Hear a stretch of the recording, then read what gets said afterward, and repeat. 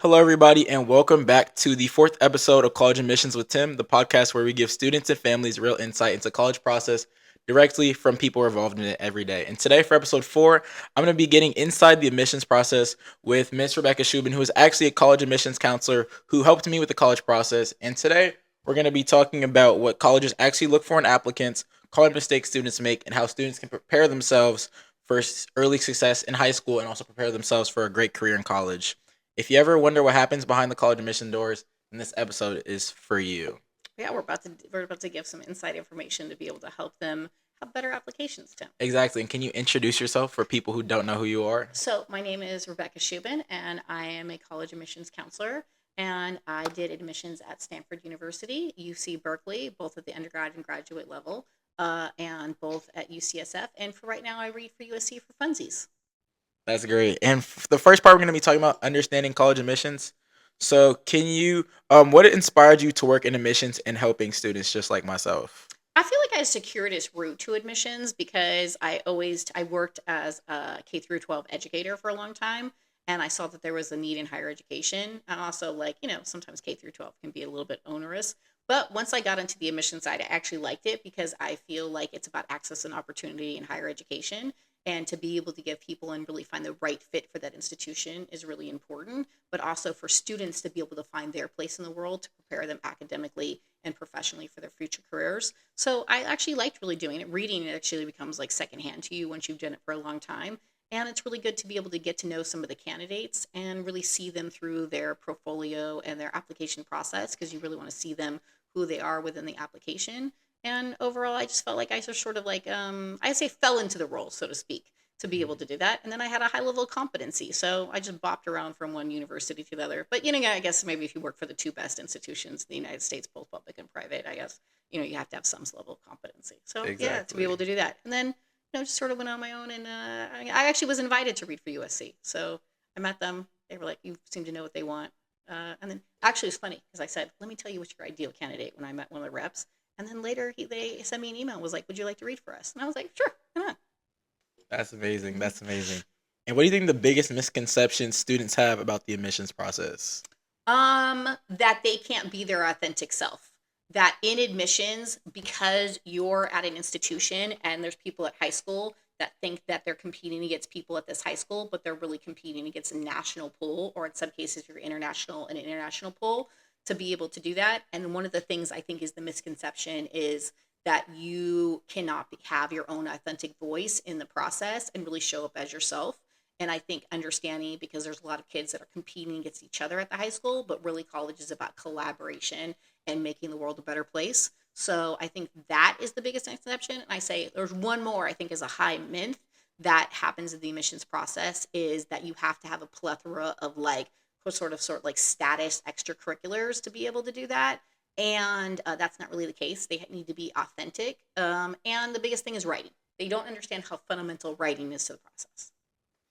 And what does a typical application review in the process actually look like? So, depending on the school, so I'm going to kind of give general synopsis to be able to do that. But basically, you have a reader depending on the institution. So, at a UC, they get, you're looking at say UC Davis. They are going to average around 140 to 155,000 per year, which is slot between 2 and maybe 6,000 depending on major because they every UC really looks at admit per major. And every major is impacted to be able to do that. So they have readers that they hire. And then there's like a committee of central where you train these readers to look for specific things in the application. And you use like sort of a CRM system to be able to assess. And they kind of do some of the pre work for you to assess like GPA, class rigor, comparison to your school profile, really looking at that. And then you're kind of trained as both a reader and an admissions person to be able to see if you're answering the questions. For example, one of the biggest things that happens for PAQ is not actually answering the real question and having it be fluffy to be able to do that, not precision of detail. And then once you're in the process to be able to do this, say on the private side, you go through levels of committee. So it goes from one round to a second round where it sort of gets as a thing. So you call each round to be able to kind of get through and see where your process is until you get to sort of like a committee read at the private level where it's you people sit in a room and then you sort of find your yield. Like how many majors you're looking for this major, how many majors you're looking for this major, how many people may or may not be full pay, how many people are first generation, what's sort of the profile that you're looking for the school for that year. And then per specific majors and extracurriculars, you really value looking at the whole application. That's why it's holistic. Letters of recommendation, really they're writing extracurriculars, different things that might stand out in the additional information section. And then once you go through that process, everything's sort of taking a secondary eye, and then each one kind of gets cold at a different level. Some right away, I just sort of think they're donating to schools like Stanford. You read the application, they've given a nice donation. But it was nice, but they're not really qualified for that. But it's a good reach. It's a try. We should try for the reaches, I think. And then in addition to that, through each portfolio or committee, you are actually then subjected to be able to kind of go through individual rounds as a reader. And then you're looking for certificate like criteria that sort of individual intrinsic values within that application. And then you kind of end up with a pool. Because there's so many qualified people, it's like apples to apples. You really get down to the nuances of like, is that particular major? How are their LFRs? How is their interviews? Things like that. And then you kind of end up with a very valuable. There's plenty of overqualified candidates, but it doesn't mean that you're not qualified for that institution. It just maybe means there might be a particular thing that your application was either lacking or in some cases not lacking. There's plenty of qualified candidates. They were just looking at someone who was just a little bit more sort of the fit of the institution. And then kind of just want to add on to that because you were talking about majors and how it impacted majors. I also want to understand for students, just because you get accepted into a great university, you don't want to go there just for like a bad major. Or not, I wouldn't say a bad major, but a major that you don't necessarily like. I wouldn't want somebody, example, Cal Poly has the thing where basically if you go to this university, the major you get accepted to, you can't change into it. Correct, yeah. So you don't want to, example, get trapped into, while you are going to a great university, you don't want to get trapped into a major that you ideally don't want to pursue for the next 4 years and enjoy. I think it's a valid point. And let's look at another institution, right? So say some programs or departments you actually have petition. Like let's look at Cal, right? So there's Haas. And as we know, Haas has its individual Cal application, right? Like UC Berkeley. And then they have their internal Haas application that if you declare a business major, you have to fill out. And then Haas, as we know, if you don't get into Haas, you don't get into Berkeley, right? Mm-hmm. But say you do get into Haas or you don't get into Haas, and you do get into Berkeley and you want to say be an political economics major, right? The likelihood of you transferring into Haas is none. Like highly unlikely. Maybe like 1 per year, but it's not very much. Most likely you're actually going to stay that major to be able to do that. And say for STEMI people, you're a molecular cell biology major, right? There's plenty of ways to get into medical school to be able to do that. You can be a public health major. You can be like a kinase major. You could be different types of majors, a bio major. Yes, there's prereqs that you need to do for the med side of it. But if you're not accepted into that major, you don't necessarily need to do that. And the likelihood to be able to change that major, there's screening classes at each institution that will really like get you to be able to see that. I think the other biggest misnomer is that because people do want to change their interest in major, that they can just randomly switch their classes. It really will put a student like sometimes semesters or a year behind to be able to do that. That's why a lot of students end up doing post-bac programs. But yeah, it's really, and I agree with you. I think one of the biggest also things is they don't apply for the right major in the first place. Considering like 40% of students go in undeclared and get into colleges, like for example, Cal and LNS, like it's really kind of important to be able to, if you don't really know what you want to do, just go undeclared. That's why it's an option on the application. Exactly. And not trapping yourself at a university. 100%. Then you do have the options to be able to do your GEs and explore the options available to you to do that. So I do agree. I think it's also finding out what the exact major, and I think as you and I both know, figuring out what the major offers at that institution, right? There are some institutions that have that major, but maybe it's not the same course list, or you want to do finance, but the course isn't that heavy in finance, or you want to do business management, but maybe they have more of a marketing degree, or you want to do business, but as we know, there's a plethora of business type things underneath it, and figuring out what is actually offered into your course load in the department. I think working backwards on that list and figuring out what courses you need to take is part of the investigation of the process of college. And what's great about undeclared is most colleges you can you actually have to declare your major by maybe your junior year, maybe the beginning of your junior year. Sophomore to junior year. Exactly. So you're gonna have 2 years of just taking your general ed classes and then finally be able to figure out what you want to major in. So going undeclared is completely fine. And also, as we know, Tim, about a third of students in the state of California take dual enrollment or concurrent enrollment classes. So they're already transferring in with a college GPA. So this gives it an advantage to be able to give them bandwidth to really discover what they want to do if they have, like, say, a targeted interest area, and it gives them an opportunity to do well in those courses. Okay, now we're going to talk about building a strong application. What qualities immediately stand out in a strong application? Intellectual curiosity. So what I mean by that is this student taking classes that actually shows that they're interested in a topic? So say they do want to be like sort of doctor, STEMI, pre-med, right? To be able to do that, you need to at least have a core requirement of classes, right? So you're looking at a minimum calc, ABBC, AP bio, AP chemistry, that's my alarm going off. AP chemistry. To be able to do that, you need to be able to have an understanding of like what your core list is to be able to do that. And then say for like if you're like a liberal arts major, really having like a strong English sort of history, but it's okay also to have STEM interest. Does that make sense to be able to do that? I think in intellectual curiosity, do you have a pursuit of something that you're actually intellectually interested in? So, for example, for you, Tim, you play a copious amount of musical instruments. So, that is a form of intellectual curiosity that you can show in the application to be able to do that. I mean, I also think more people should read books and have high level literacy, but that's just my personal opinion of the lack of education in America. But I think the other thing that you look for in an application is their authentic self. And what I mean by that is, do you have interest as a student that specifically pertains to you?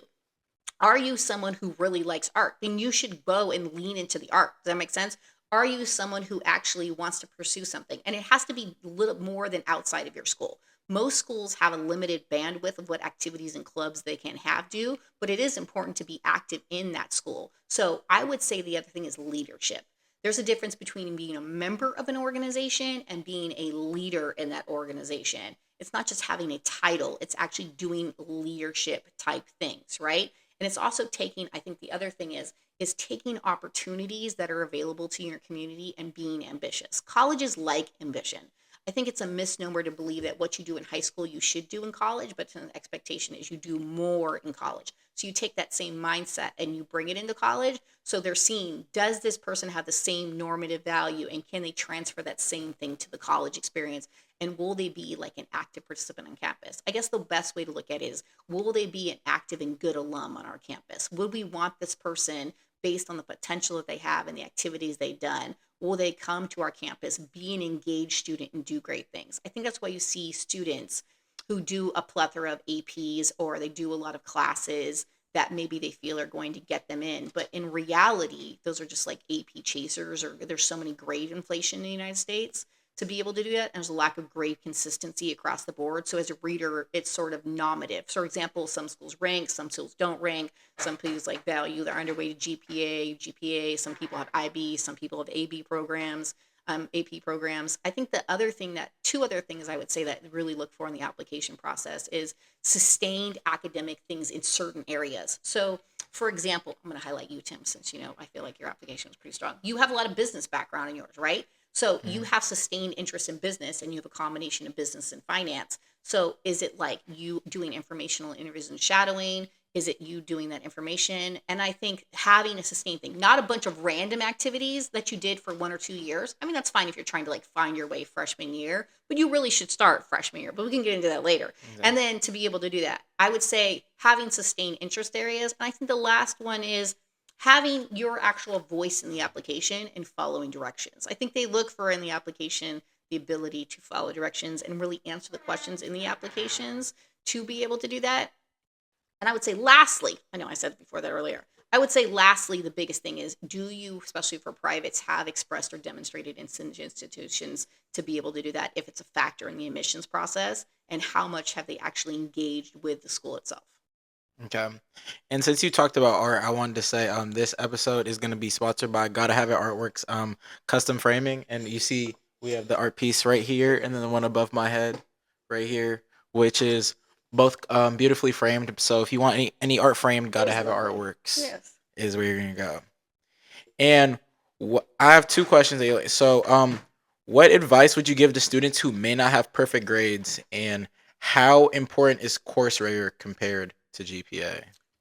These are phenomenal questions, Tim. Thank you. So I'm going to start with the first one. I think the biggest thing is that I think I briefly talked about grade inflation. There's a lot of people who just want to give kids A's to give kids A's, which really is like nice, but doesn't really mean anything in college land. I think the biggest thing is you should look at your course list for your school, especially if you're in high school. For example, at St. Mary's, you can pull up the UC course list with UCOP to see what their registered course list. And I think it should help determine what courses are acceptable. Does that make sense? So, Mhm. for example, a lot of the courses at St. Mary's end up just being 1 year electives within the UCOP system and have no like sort of bonus point system within the AP or honors values considered regular courses.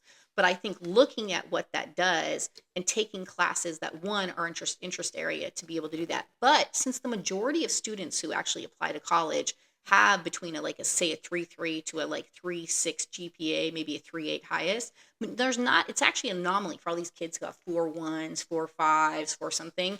You know what I mean? Well, there's even like schools in like South Carolina that have like 5.0 GPAs. So it's hard to be able to do that unless you're looking at the rigor and the profile. So you basically look at the classes that are offered at the school, look at the classes that the student has on their transcript, and you're trying to see the apples for apples, right? But say that student has taken a plethora of like Corsica courses, or they've learned how to code in Python. So, for example, your school doesn't really have any really CS components. Now their brother Dan has left to be able to do that. So, with that in mind, you would have to take extracurricular CS courses and maybe learn how to program in R or C or Python or even HTML, or the early starter class just really starts with Scratch. So, understanding and showing on your application that you have competency in those areas. And then also using, I think, in dual enrollment is actually like a good opportunity to actually show that you have expressed interest in an academic area. And I think the other thing is really looking at what rigor is at that institution and comparing it to your local area. I think that people, like I said earlier, you're not just competing against kids in your school, you're competing against your local area region of really recruiting to be able to do that based on sort of their admittance area, because you're really recruiting from an area, right? To be able to do that. And I think the second thing when it comes to GPA is it's perfectly okay to have like not a perfect GPA, because as we know, college classes that actually boost your GPA in the application. I mean, and colleges don't always look for GPAs. There's plenty of kids that get into Cal or UCs with that. And then I mean, look at you, Tim. You got an NYU. So obviously, you don't need a perfect 4.0 to get into something, but you still have a good GPA, right? So Mhm. I think everyone should do their best in school. I mean, at Stanford, they don't really like bad grades. So, I mean, there's not really kids getting in with horrible and atrocious grades, but they will, take a B if you maybe get a 4 or 5 on your AP exam and show subject matter competency. Because maybe you write in your additional information session that you had a first year teacher, or maybe you didn't do well on the final, or maybe you have a 504 IEP and you had test anxiety or something happen, or you had the flu while you took it. You always have a place to explain and give context to your grades. Maybe there was a year that you didn't do as well, or a teacher that didn't have as much subject matter competency to be able to do that. So you can explain that in the application. That can always explain a grade away, but grades are only one component of the application. And I think people, maybe depending on the school, misjudge how much that actually matters in the application process. For example, you see it's a data factor, but it is not the factor for admissions. Exactly. And now, because we talked about one of the most important parts, but also now we're going to talk about the essay and personal statements. What for you makes a college essay memorable?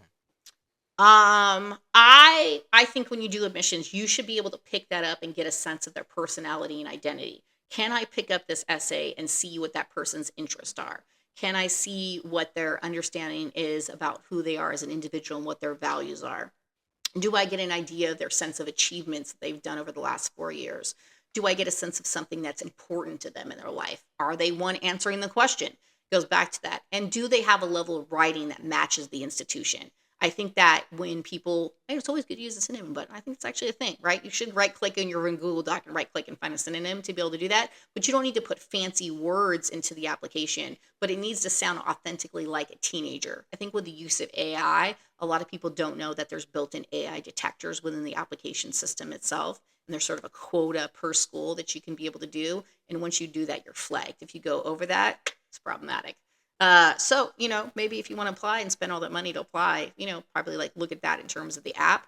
But I would also say the other thing in terms of the application is actually know and do repeated versions of sorry, Tim, of the draft to be able to to do that and do multiple iterations to figure out what you're going to do on that. And I would say, like, look at the different questions for the Common App. Take 3 of the top 3 and maybe do different drafts of them and really work on them and really workshop them over some, and have people, if you don't necessarily have the counseling support at your school, or maybe you're starting earlier and like you're starting in the spring of your junior year, to be able to do that. For example, the Common App has already said that they're keeping the same questions, so students right now who are juniors can be working on their Common App questions, to be able to do that, and they can actually be filling out their application right now.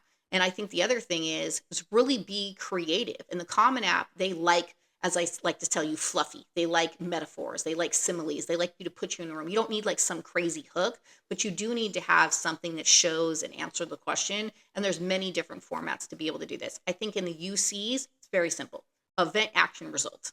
Very concise, to the point. Maybe even to be able to do that where you say, like, what's the event that happened? What's the action that I took to be able to do that? And what's the result I learned from that? Because they're only like 350. So you really have to be really tight in your writing and use language that's reflective of first year UC student. So like really looking at what like language is reflective of you. I think at Stanford you get a lot of like people who want to like sort of like they want to be the tree. That's their mascot. That's great that you want to be the tree. You shouldn't write about that. In applications, you shouldn't write about other people. You shouldn't write about your grandparents. You might love your grandparents. Can't write about your grandparents. Can't write about your friends. You have to write about you. So UCs in the PIQ, it's I statements to be able to do that and really put something together and say what you learned. And then for the Common App, I would say the other thing you really look for is, have you shown something that answers the question? So for maybe example that you have a challenge or growth opportunity, it could be as minor as you understanding and becoming better at basketball.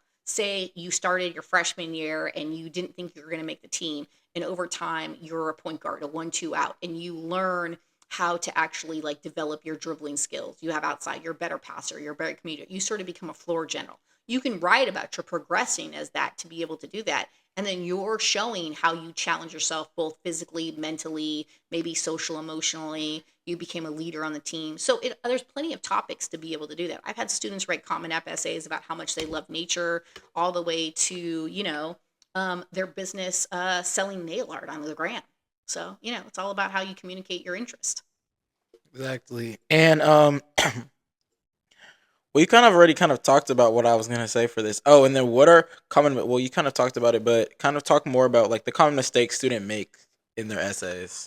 I would say one of the mistakes is, even though they don't really check for grammar, I would say still use it. I'm a big fan of Grammarly.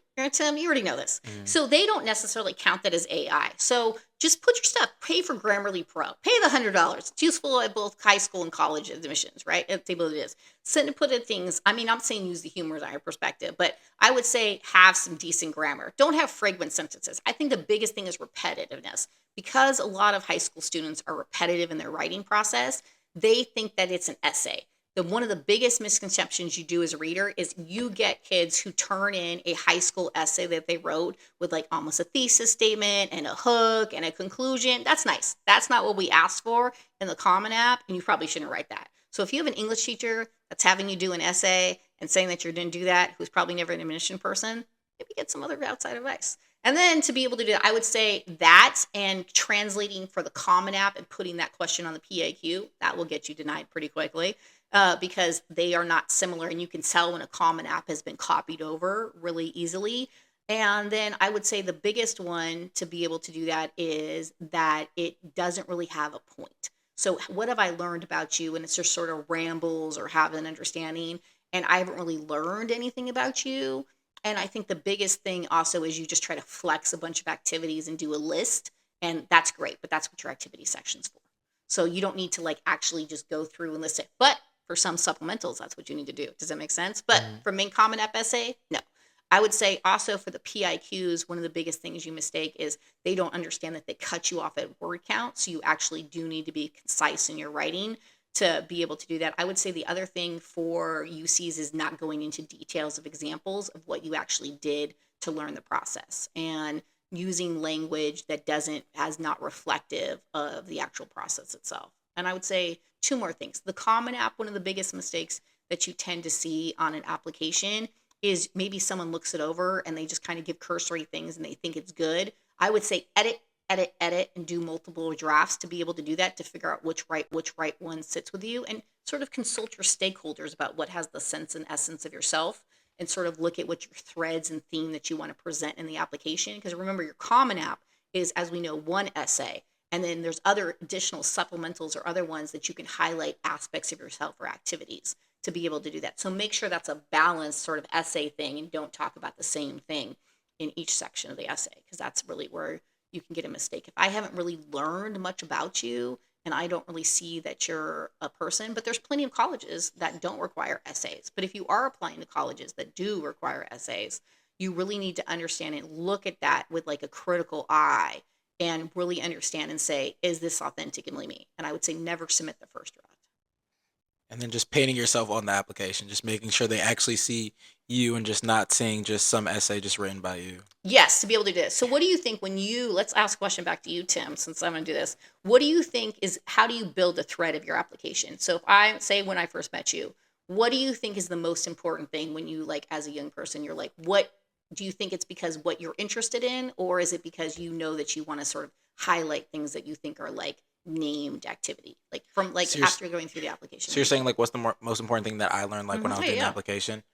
I just think making sure you're putting yourself out there on the paper, like when you're writing it. So making sure like you can talk about all the big things you've done, but that's not the main thing that you want to talk about the application. You want to, well, if you are talking about main things, highlighting them and talking about what you actually learned and talking about kind of the bigger picture Yeah. of the importance of like the activities you did. So example, soccer. What did I actually learn from soccer instead of just, oh, I played soccer for this long and it was good. Like I just enjoyed it as an activity, but what did I actually learn? What are the traits that I got?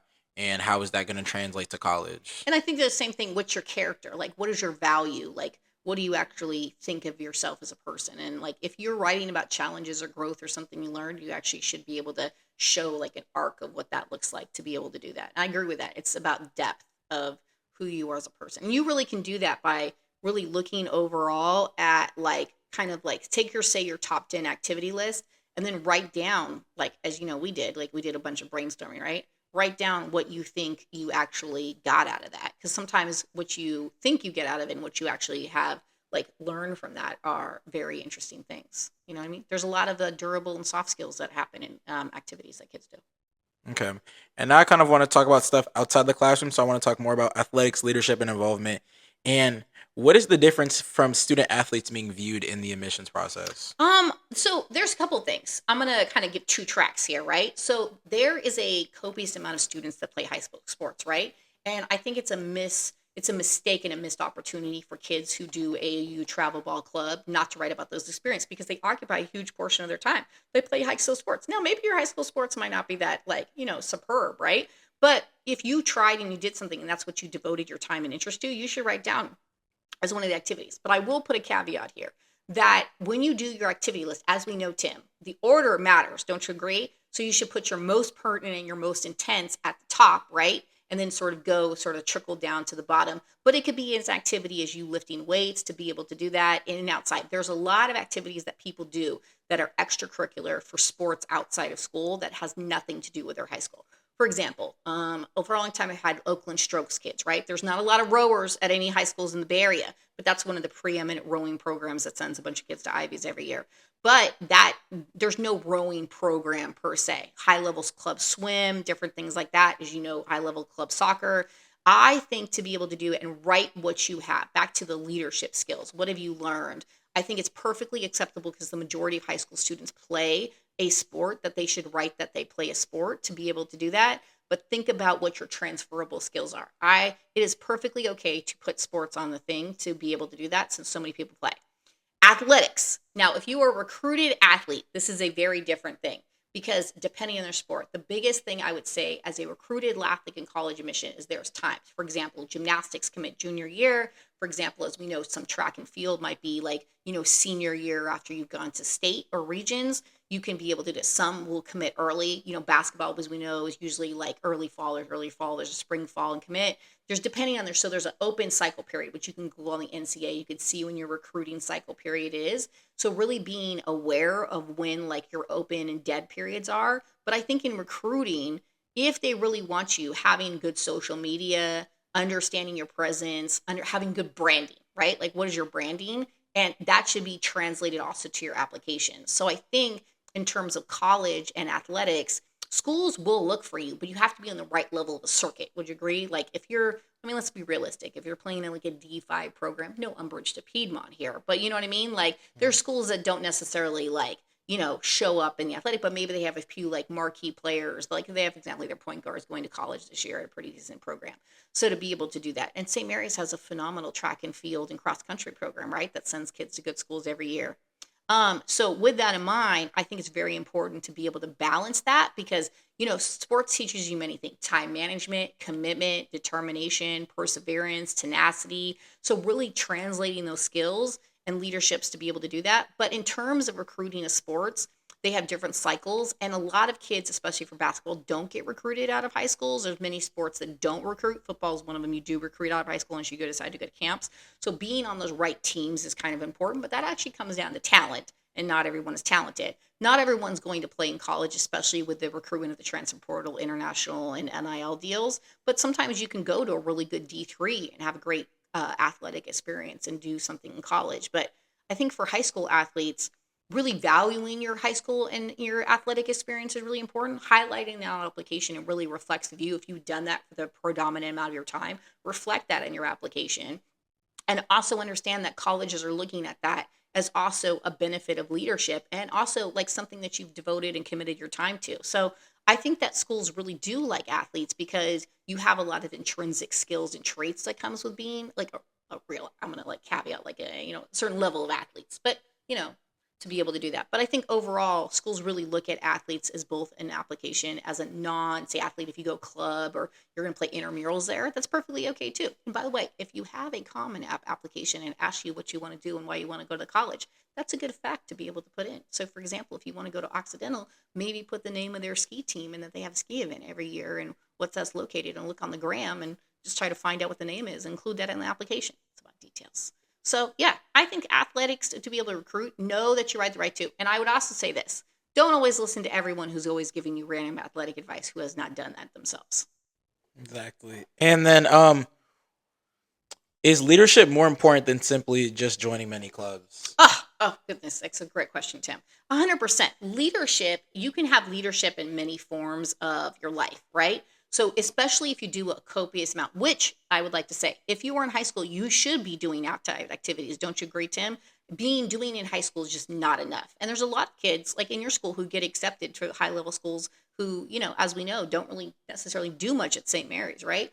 To be able to do much. And so their extracurriculars are stellar. And that's actually, and the writing and the letters of recommendation is what got them in to be able to do that. So, in conjunction with that, I think that really looking at what leadership matters. So, I think you need to first, as an individual, define yourself as a leader and think about what your leadership traits and how you show up as a leader. Write that down, understand what that looks like for you. But also, you just can't like just say that you're a leader if you that's not demonstrated in the application and also reflected in your letter of recommendation. If they themselves say that you're on the team, but you just kind of like subpar, right?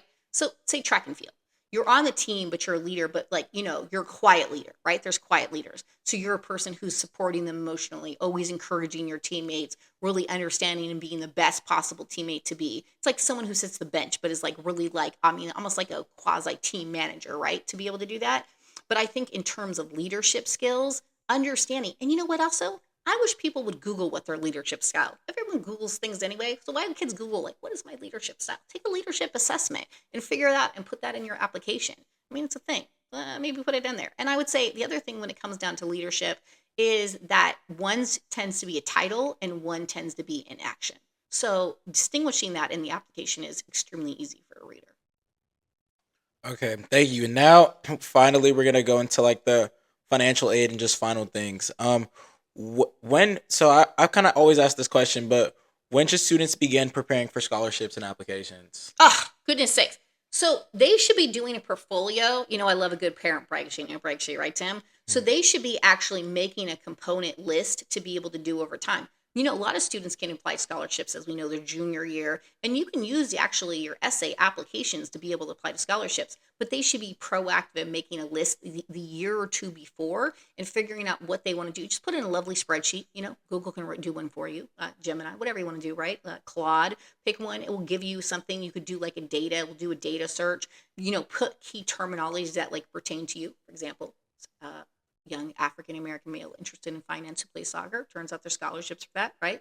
And then, or just in general, your major interest. And I would say being proactive about scholarships and actually apply.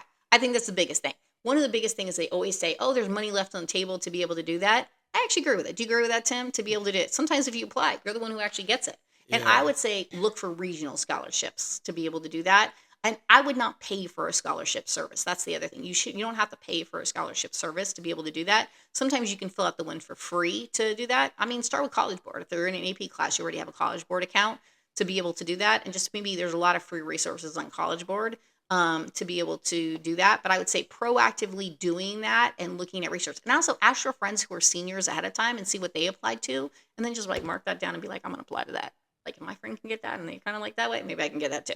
So I would say proactively 1 to 2 years in advance. But you should, over your high school career, be every year writing down your activities and what you're doing. Because as we know, on the application, it asks what year you did it, what's your duration of time, how many weeks that you've done it, and then overall, what is your understanding of that positionality. So, I think that's important. Something that I learned during the process is some people might not think it's important, but just tracking your hours. I mean, because example, some scholarships or even the Common App's gonna ask you how many hours you spent on this. mhm. So just knowing like the hours, or maybe just writing it down, like okay, I spent hours on this, having a spreadsheet and tracking it is gonna be very important because ultimately you don't want to mess up and just guesstimate all of your hours, and then a college just might not accept you just because it doesn't align and doesn't make Yeah, sense. and this is the other thing. Count how many hours are actually in a day and then how many in a week. Because like I've seen before, like someone said they did like, oh, I always hate the performative. Like I did like, helped elderly people at like a, thing. And then they refer to like elderly people as old people. It's they're not old people, they're elderly. I mean, like use right terminology, but like, have it actually be authentic, documentable hours. Because now, as you know, the UC system, because people fake on their hours, will now do random checks, as we know, will require a letter of recommendation for some people, both for scholarships and to verify, and will require you, as it tells you in the application, to verify your hours and you need to show proof of pudding. So for those people who decided they're going to fake the funk, uh, that's not going to Then they happen might get anymore. caught up. Yep, yep. What is one thing every student should remember during the admissions process? If you do not get into college, it's really not a reflection of you.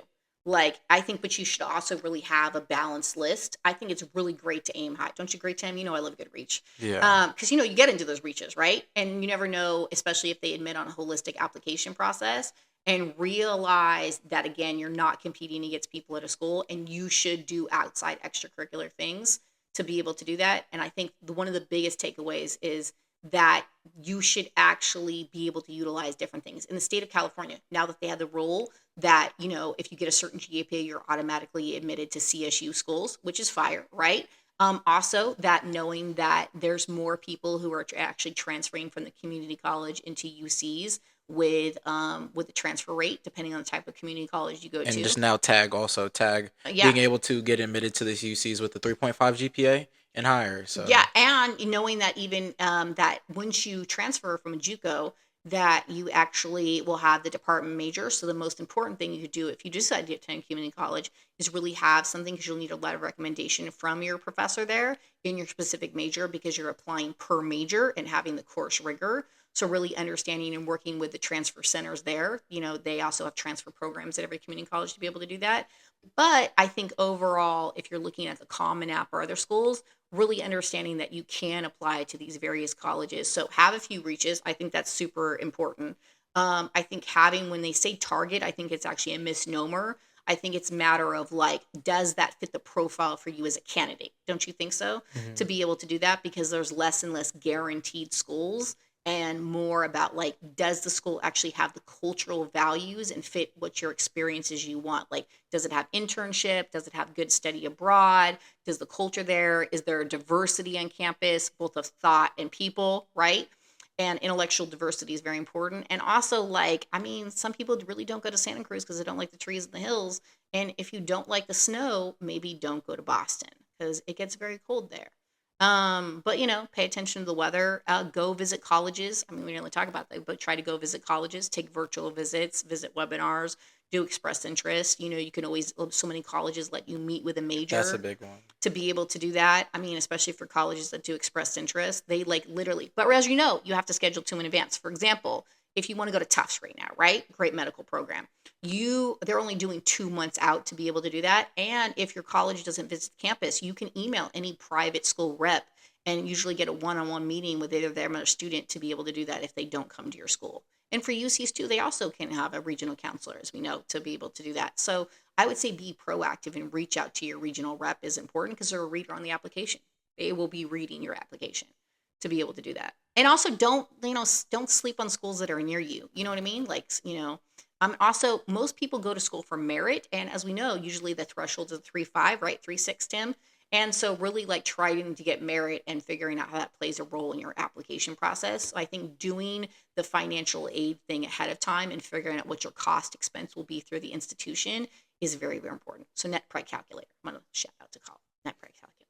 That's a big one. And then also doing express interest because I feel like not a lot of people know and talk about it, but that's also a really big thing because some of these schools you can get accepted just because you've already been putting in the research, going on this webinar, showing interest to the school that you care about so much. So yeah, and I mean it really could be as simple as like, and remember they're tracking you, right? So use, as we know, a non-school email that's specifically for colleges, right? And then put that together and then get that kind of be that account and then click on it, sign up.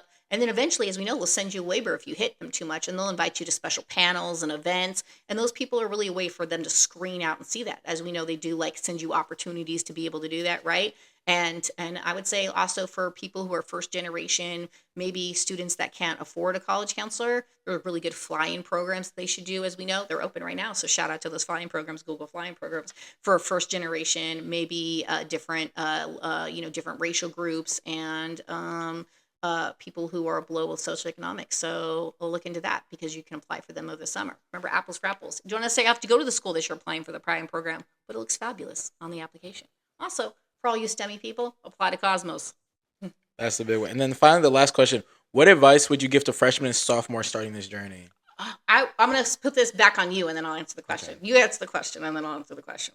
What advice? I think doing so. When we talked about extracurriculars, I think kind of figuring out kind of the bones of what extracurriculars you want to do and how Mm-hmm. you're going to expand on that. Because example, let's say you really like business, maybe trying to get an internship, reaching out to people, or just example going to summer programs, and then also if you really care about something, also taking community college classes or IBs or APs related to that, because I think that's a really important thing that's going to show colleges your express interest in that, and that's also just going to not only just help your GPA, it's just going to help yourself kind of expand on that, figure out whether you really like that and do you actually want to major in that in college, or if you don't, then at the end of the day you got benefited because of the grade, because depending on what the grade you got, or regardless, getting into that, putting on the application, okay, I took this community college class, or whether over the summer or during school, and then I finally figured out, okay, is this going to be the major that I'm going to major in, or is it not? So I'm going to expand on that, Tim, and then I'm going to answer that okay, question. So I think that's extremely valid because even if you do change your mind, which, you were right to change your mind, who really knows at 18 what they want to do for the rest of their life? exactly. 17, 18, 19, whatever grade you're in year. I think that because you change your major in college so much, if you change your mind in high school and you've done all these things, you should write that on the application in different states. I did all these things and I realized, that's not for me. I actually can't stand blood. Turns out that I don't actually like the hours of a nurse and a doctor. Turns out I don't want to spend 12 years in school. I actually just maybe want to do like, a physical therapy degree or something. So not as much, you know what I mean? But I still Hmm. want to make a copious amount of money and be able to work out at a gym. You know what I mean? And get off at 5 o'clock every day. Maybe instead of being a doctor, I want to be a dentist because I want to get off at 6 o'clock and own my own practice. You know what I mean? Also, shout out to those 401 programs, as we know, Tim, to be able to apply to programs in advance. We didn't talk about that, but there's a lot of programs where you can only apply as a freshman, right? Hmm. And then you can get into specialized program, both is more than just honors. You can do specialized programs. That's another reason to also attend schools. Do you want to get a free master's while you're attending because you transfer in? Because the average UC student is really transferring as a sophomore status credit-wise in a combination of community college classes and APs to be able to do that. But I would say back to that point of what you should maybe look for an extracurricular is think of it as like a funnel, right? Start your freshman year and your sophomore year to be able to do a few basic things, join some clubs at school, right? Because we know that's a ninth grade is on the application. and then join some clubs and schools, try to do leadership. I mean, at a middle school, if you did middle school, why don't apply for like your student council, right? Like do something, join a club, try it if it's not for you, and then gradually expand into your community to be able to do that, right? And then for you like business, find opportunities, do informational interviews, network with your people in your life, and then see who they know so you can talk to who are in that profession, and then gradually look and expand your opportunities and make your V go out, but also have it be that you're learning from that experience. And then you can always, I say, do like maybe 3 or 4 high level things in the field, because it's like, remember, like we said, it's a pie. So you're showing pieces of yourself that combine to be able to do the pie.